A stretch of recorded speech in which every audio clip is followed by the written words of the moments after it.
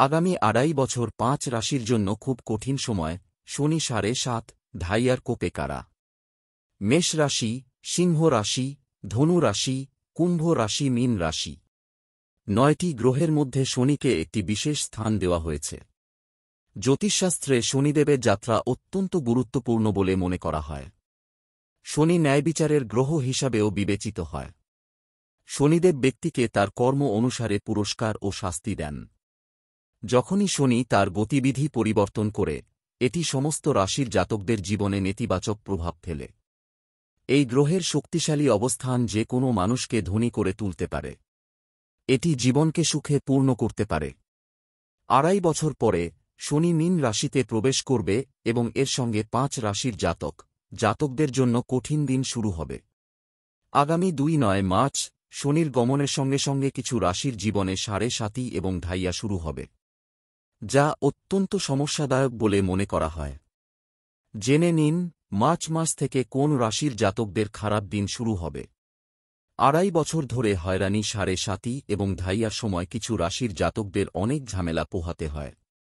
শনি 2.5 বছর মীন রাশিতে অবস্থান করবে এবং এই 5 রাশির জাতকদের জন্য অনেক ঝামেলা ও ক্ষতির কারণ হবে। মেষ আর এই শনি গমনের সঙ্গে সঙ্গেই মেষ রাশির জন্য 7.5 প্রথম পর্ব শুরু হবে, যা অত্যন্ত বেদনাদায়ক হবে। ব্যবসায় বাধা আসবে। চাকরিতে সমস্যা হতে পারে। আপনার নিজের লোকেরা আপনার বিরোধিতা করবে। এই রাশিচক্রের জন্য শনির রূপোর পা থাকবে, যা শারীরিক যন্ত্রণারও কারণ হবে। সিংহ রাশির জন্য শনির ঢাইয়া শুরু হবে। এছাড়াও শনি লোহার ভিত্তির উপর থাকবেন। এতে মায়ের কষ্ট হবে। আপনি অসুস্থতা এবং আঘাত দ্বারা বিরক্ত হবেন। চারপাশে দৌড়াতে হবে। শত্রুরা আধিপত্য বিস্তার করবে। আর্থিক ক্ষতি হতে পারে। ধনু সেগেটেরিয়াস, ধনু রাশির জাতকদের উপরও শনির ঢাইয়া শুরু হবে, যা অনেক বিষয়ে ঝামেলার সৃষ্টি করবে। মানসিক চাপ থাকবে। বাড়িতে মারামারি, ঝগড়া হবে। টাকা জলে মতো খরচ হবে। শনির রূপোর পা স্বাস্থ্য সংক্রান্ত সমস্যা সৃষ্টি করতে পারে। কুম্ভ অ্যাকুয়ারিয়াস, কুম্ভ রাশির জাতিকাদের জন্য সতীর শেষ পর্ব।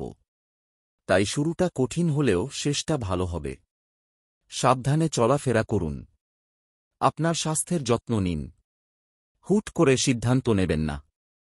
মীন পেসেস সতীর দ্বিতীয় পর্বটি মীন রাশির জাতিকাদের উপর হবে, যা সবচেয়ে কষ্টদায়ক বলে মনে করা হয়। এছাড়াও শনি মীন রাশিতে থাকবে এবং রাহুর সঙ্গে মিলিত হবে এবং পিশাচ যোগ গঠন করবে। এই যোগে অনেক কষ্ট হয়। যে কাজ করা হচ্ছে তা নষ্ট হবে। কোনো কাজই সফল হবে না। শারীরিক ও মানসিক সমস্যা থাকবে। কর্মজীবনে বাধা আসতে পারে।